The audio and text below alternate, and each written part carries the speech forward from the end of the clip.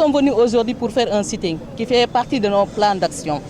Parce que ça fait un bon moment, on n'a plus aucune communication avec les autorités présentes. À un moment donné, on a dit qu'on va les laisser le temps de s'installer et de voir les dossiers et maintenant de venir étudier notre cas. On sait qu'à l'époque, le PM, Ousmane Sonko, il faisait partie de nos... quand on faisait nos doléances, il était là pour nous encourager, pour nous soutenir. Mais on a remarqué que depuis qu'ils sont là, il n'y a eu aucune communication. On nous a reçus au niveau de l'APIX, mais ils avaient dit qu'il n'y aurait pas de défaut de communication, mais jusqu'à présent, rien. Ce matin, on a entendu à la RFM, l'un des leurs, qui est du nom de Yadma, dire que tout ce qu'il fallait, ils nous l'ont donné. Et ce qui restait, c'est que Macky Sall nous avait promis des terrains. C'est ça qui reste. Mais même si Macky Sall nous a promis des terrains, eux, ils demandent maintenant où sont les papiers. Moi, je me demande, quand le président de la République reçoit en audience, et que maintenant, nous, on nous demande, c'est écrit où? Alors que quand il parlait, il y avait les autorités, il y avait les DG des impôts, il y avait tous les ministères qui étaient là. Et maintenant, nous, on nous demande, c'est ça qu'on ne comprend pas.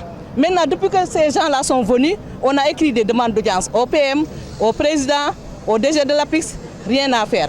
Et quand on les rencontre, ce qui est plus étonnant, on nous amène des gens qui n'ont aucune autorité, qui sont là pour écouter et pour aller rendre compte. Mais on se rend compte, ils ne rendent pas compte. On ne voit aucun PV ni de compte rendu des rencontres qu'on fait. Et maintenant, quand on insiste, on nous dit, c'est écrit où? Dans quel pays nous sommes? Quand un président de la République dit quelque chose, donne des décisions, des directives, et qu'on n'exécute pas ça, on a attendu Macky Sall, ça fait maintenant presque 8 ans.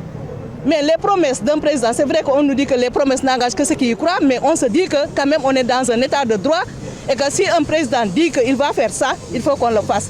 Et que les autorités administratives qui sont là ne doivent pas faire du dilatoire jusqu'à nous faire vivre 8 ans de calvaire. Vraiment, on est fatigué, on n'a pas besoin de le dire. Mais vous voyez ça, il y avait beaucoup de monde qui sont là depuis midi. Mais on ne nous a pas autorisé la marche. Ils ont attendu jusqu'à 15 h pour nous dire que ce n'est pas autorisé. Donc ce n'est pas normal. C'est pas normal.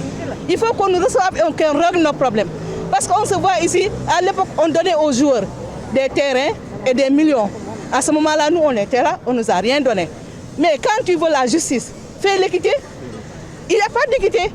Et si tu dis que pourquoi on donne aux joueurs des terrains, des millions, on te dit ligne d'œuf. Mais nous, ce qu'on a fait, on a permis à cette terre-là de marcher. Ouais. Si maintenant des milliers de gens prennent la terre et se glorifient de cette terre, c'est à cause de nos sacrifices.